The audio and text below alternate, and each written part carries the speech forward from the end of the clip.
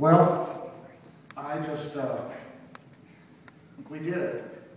We did it right. We're sending him off the way that I know that Dad wanted to be sent off. And yes, I know he's in the back of the room counting how many people are here.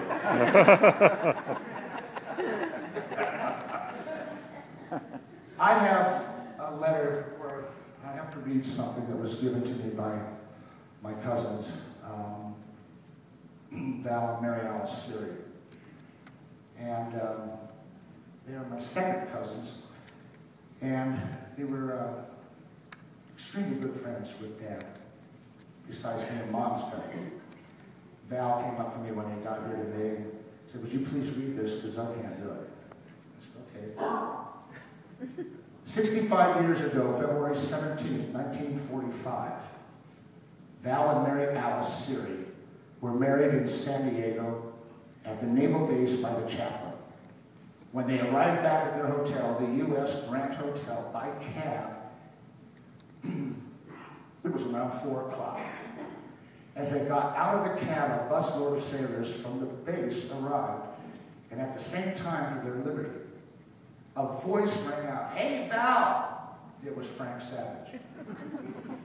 Just what they needed, you know? He hadn't been married more than, what, 20 minutes? Dad? Oh, we're good. Nice. Anyway. It was Frank Savage arriving for his liberty. Mary Alice and Val were very surprised to see him, as he was to see them. He said, "Let's go have a drink to celebrate." They did, and then they had dinner, and they spent the evening together. This is getting more and more uncomfortable, you know? They have called Frank every February 17th for 65 years, with the last call February 17, 2010. They plan to continue talking to him every year from now on. Hello, Mary Alice, I love you. That's just great.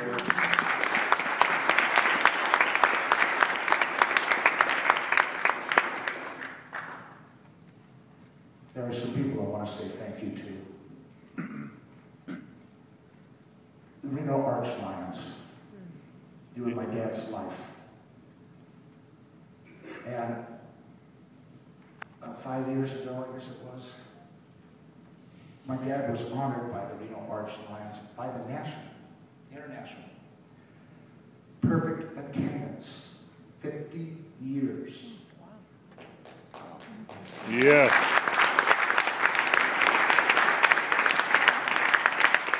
No matter where Dad was, if he was in, Rome with Mary Jo, or South America, or up in Greeley visiting my brother, he would miss the meeting here in Reno, but he'd make it up there. Very important to him. You guys were his life, ladies and guys. There's 2 people in this crowd today that I want to mention.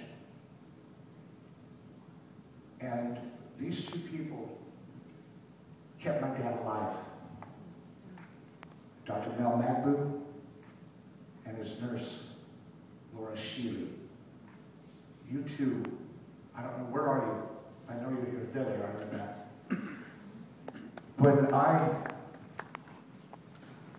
When Dad started getting sick, and really to the point where it was obvious that he wasn't going to be able to take care of himself, I had to take control. I had to do something and figure out, okay, what do we do? There's no instruction manual on this one at all. Of course, that's what he used to tell me when he was raising me. There's no instruction manual. But Dad ended up in a rehabilitation hospital, and Dr. Mel Magbu was there. And I'm going to tell you something, folks. I have never in my life met a doctor that has such an incredible bedside manner as this man. He is there for you, and of course is patient. But these guys, the 2 of them, and it so happened when Dad got out of rehab, we made the decision, he and I both made the decision to go into assisted living. It just so happened that the doctor and nurse that were at that assisted living facility that I found was Mel and Laura. Well, that happened. There was no question. In my mind, that's where I wanted Dad, because of these two. I thank you from the bottom of my heart. I thank you for what you did for Dad. I thank you for what you did for me, and I thank you for your friendship. God bless you both. Thank you for being here.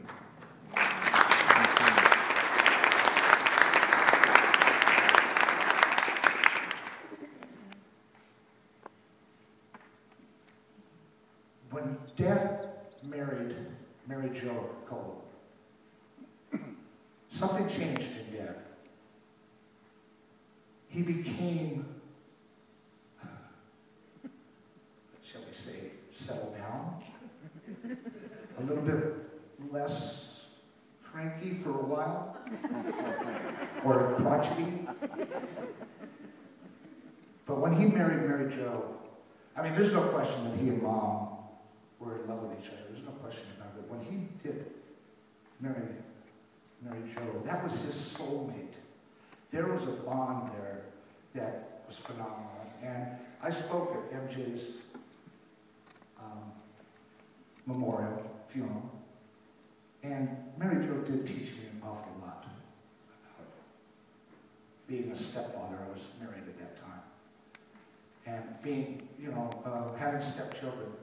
And Mary Jo's 3 boys, one who is with Dad now, and Bobby and Jimmy, who are here today with their grandchildren. He might not have ever said it.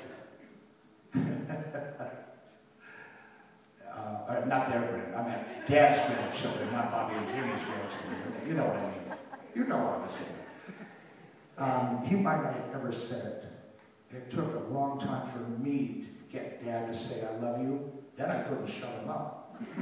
But once it happened, it happened. And I know he loved you guys. Bobby, Jimmy, your wives, your children.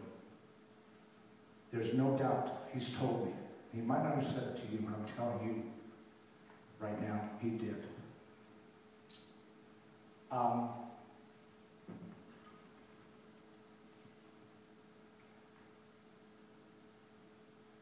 When I saw Dad, the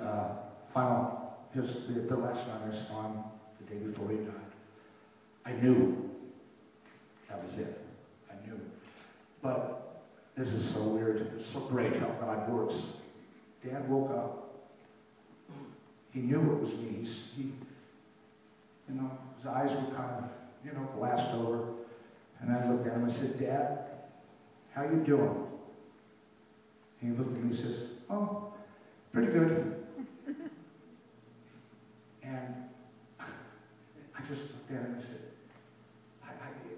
this is amazing. The man has been in pain.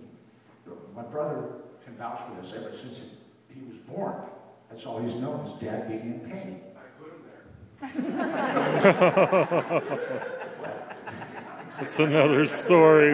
Yeah. I'm not going to touch that part.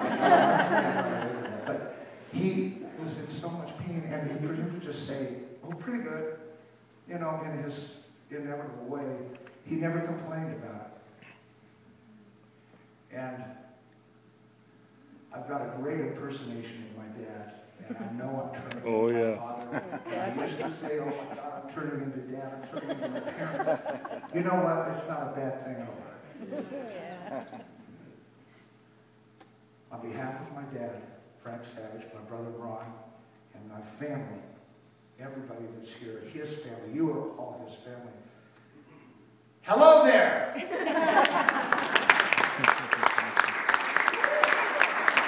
Yes. Thank you.